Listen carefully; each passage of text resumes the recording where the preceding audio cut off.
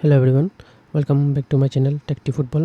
তো আজকে আমরা মূলত আর্জেন্টিনার কোপা আমেরিকার স্কোয়াড এবং ওদের লাইন আপ কী হতে পারে এবং আর্জেন্টিনা কী কোপা আমেরিকা আবারও জিততে পারবে তা নিয়ে কথা বলবো। তো প্রথমে যদি আমরা আর্জেন্টিনার স্কোয়াডটার দিকে ফোকাস করি তাহলে আমরা দেখবো যে গোলকিপার হিসেবে স্কালোনি 3জন প্লেয়ারকে চুজ করছেন। ফার্স্ট হলেন এমিলিয়ানো মার্টিনেজ, সেকেন্ড ফ্রাঙ্কো আরমনি এবং থার্ড জেরোনিমো রুল্লি। আমরা জানি গোলকিপার হিসেবে এমিলিয়ানো মার্টিনেজই ফার্স্ট চয়েস। যদি ওনার অ্যাবসেন্স বা উনি যদি ইনজুর্ড হন তাহলে আমরা অবশ্যই রুলিকে প্রেফার করবো। আবার ফ্রাঙ্কো আরমানি, আমার মনে হয় না ফ্রাঙ্কো আরমানি তেমন হাই কোয়ালিটি কোনো গোলকিপার। উনি আমার মনে হয় যে আর্জেন্টিনা লিগ কোটায় ওই টিমে আছেন, নাথিং মোর দ্যান দ্যাট। আমরা যদি এখন গোলকিপার থেকে সেন্টার ব্যাকসদের দিকে ফোকাস করি তাহলে আমরা দেখবো যে আর্জেন্টিনা সেন্টার ব্যাক হিসেবে ক্রিস্টিয়ান রোমেরো, নিকোলাস ওটামেন্ডি এবং লিসান্দ্রো মার্টিনেজ, এই তিনজনই মূলত সব করে খেলবেন স্টার্টিং লাইন আপে। আর যদি আমরা আরও চেক করি তাহলে আরও সেন্টার ব্যাকস হিসেবে চুজ করা হয়েছে কোয়ার্ডা, পেজেলা এবং ভালেরদিকে। আমার মনে হয় ভালেরদির ইনক্লুশনটা এই টিমে অনেক বেশি গুরুত্বপূর্ণ ছিল, কারণ আমরা এই সিজনে অলিম্পিক দিয়ে মার্সে ভালেরদি দুইটা পজিশনে খেলছেন, যেখানে লেফট ব্যাক এবং সেন্টার ব্যাকস দুই পজিশনে উনি খুব ভালো করছেন। তো আমার মনে হয় যে ভালেরদি যদি আমরা দেখতে পাই লিসান্দ্রো বা ওটামেন্ডি বা ক্রিস্টিয়ান রোমেরো বা লেফট ব্যাকে যদি কারো কোনো সমস্যা তাহলে ওই পজিশনটা উনিও খেলতে পারবেন ভালো করেই। এখন যদি আমরা ফুল ব্যাকসের দিকে ফোকাস করি তাহলে আমরা দেখবো যে ফুল ব্যাকস হিসেবে আমরা দেখতে পাই আকিউনা, মন্টিয়েল, মলিনা এবং টাকলিয়াফিকো। এখানে বড় কোনো সারপ্রাইজ নেই, চারজনের মধ্যে চারজনই খুব ভালো। অপোজিশন বেদে বা কোনো কেউ যদি ইনজুর্ড হন তাহলে দুজনের উভয় উইঙ্গের রিপ্লেসমেন্ট আছে, তো এখানেও কোনো সারপ্রাইজ নেই। এখন যদি আমরা মিডফিল্ডের দিকে ফোকাস করি তাহলে আমরা দেখবো যে আর্জেন্টিনা মিডফিল্ডার্স হিসেবে 8জনকে চুজ করছে। এখানে বড় কোনো সারপ্রাইজ নেই, তবে একটা বড় সারপ্রাইজ অনেক কম বয়সী ব্রাইটনের মিডফিল্ডার ভ্যালেন্টিন বার্কোকে চুজ করা হয়েছে।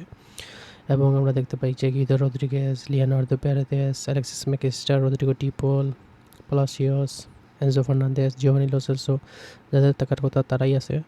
তেমন বড় কোনো ধরনের সারপ্রাইজ নেই এই লাইন আপে। আমরা যদি এখন আর্জেন্টিনার অ্যাটাকিং প্লেয়ারদের দিকে লক্ষ্য করি তাহলে আমরা দেখবো যে Angel Di Maria, Valentin Carboni, তারপর Lionel Messi, Angel Correa, Alejandro Garnacho, Nicolas Gonzalez, Lautaro Martinez এবং জুলিয়ান আলভারেজ। বড় কোনো সারপ্রাইজ এখানেও। তো ডিবালার এক্সক্লুশনটা এই টিম থেকে অনেকের কাছে কন্ট্রোভার্সিয়াল মনে হলো, আমার কাছে তেমন কন্ট্রোভার্সিয়াল মনে হয় না, কারণ আলটিমেটলি এপ্রিল মে থেকে ডিবালা ইনজুর্ড এবং নিউজের মতে উনি কোপা আমেরিকার আগে ফিট হয়ে উঠতে পারতেন না। যদি ফিট হতেন তাহলে 2-3টা ম্যাচ মিস করতেন। হয়তো এরকম একটা বড় টুর্নামেন্টের ডিবালার মতো ইনজুরি প্রোন প্লেয়ারদের জাস্ট টিমে বা স্কোরে খেলে দিলেই হয় না, অনেকটা প্লেয়ারদের ওই বডিটা প্রসেস করতেও সময় নেই, ইনজুরির পর ফিট হতেও সময় লাগে, ম্যাচ ফিট হতে আরও বেশি সময় লাগে। তো ডিসিশনটা হয়তো অনেকের ভালো লাগবে বা লাগবে না, কিন্তু it is what it is. ডিবালা ঠিক আছে, এই সিজনে অনেক বেশি ভালো একটা সময় কাটাইছেন। রোমার হয় 16টা গোলস 10টা অ্যাসিস্ট, সেই কিন্তু যদি একটা প্লেয়ার ইনজুর থাকে তাইলে দ্যাটস আনলাকি। অ্যান্ড ওই প্লেয়ারকে টিমে নেওয়া টিম এবং প্লেয়ার দুইটার জন্যই খারাপ। আমার নিশ্চিত মনে হয় যে স্কালোনি অবশ্যই ডিবালার সাথে কথা বলছেন এবং উনি ওনার ডিসিশনটা ডিবালাকে বুঝিয়ে বলছেন। এখন আমরা যদি আর্জেন্টিনার লাইন আপ কী হতে পারে তা নিয়ে একটু চেক করি তাহলে আমরা দেখবো যে, তো আমরা যদি গোলকিপার থেকে শুরু করি তাহলে আমরা দেখবো যে গোলকিপার হিসেবে অ্যাজ ইউজুয়াল এমিলিয়ানো মার্টিনেজই এই পজিশনটাতে খেলবেন। সেন্টার ব্যাক হিসেবে আমার স্টিল মনে হয় রোমেরো এবং ওটামেন্ডি পারফেক্ট। রোমেরো এবং ওটামেন্ডি অনেকেই বলতেছে, দেখলাম যে ওটামেন্ডিকে না গেলে লিসান্দ্রো মার্টিনেজকে খেলানো উচিত, কিন্তু আমার মনে হয় যে অ্যাটলিস্ট 2024 কোপা পর্যন্ত ওটামেন্ডি আমাদের জন্য পারফেক্ট। লিসা জাস্ট এই কয়েকদিন হলো অনেক বড় একটা ইঞ্জুরি থেকে আসছে, তো জাস্ট কোপা আমেরিকার মতো টুর্নামেন্টে ওটা পুট আপ করে না দেওয়াই বেটার।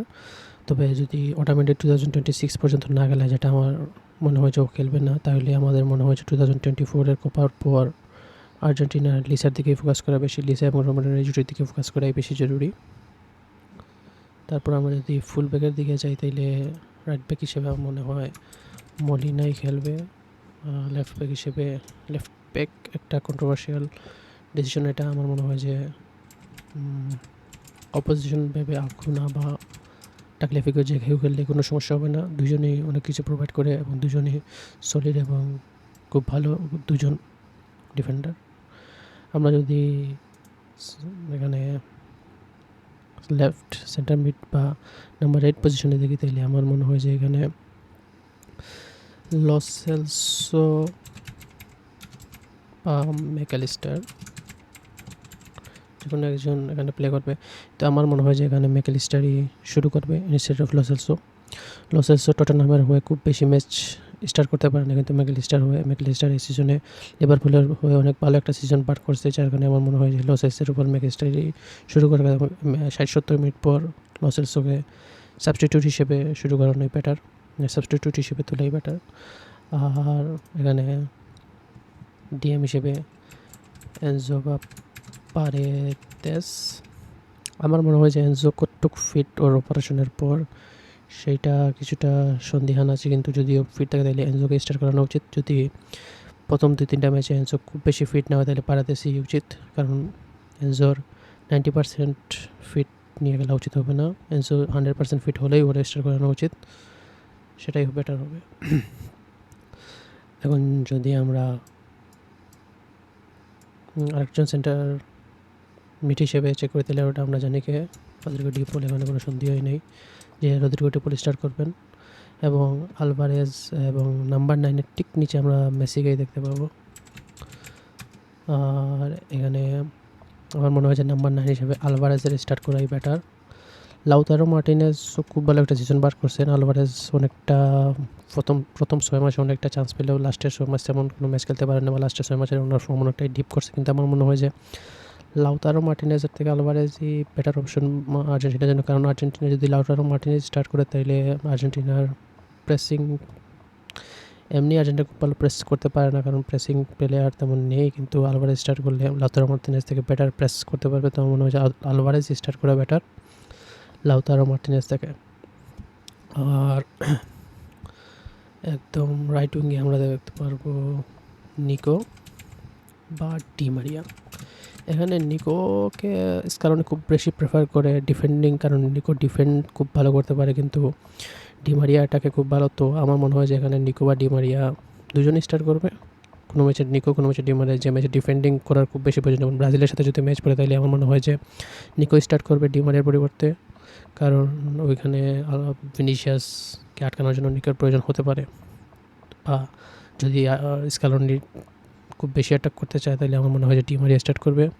তো both of the options are good.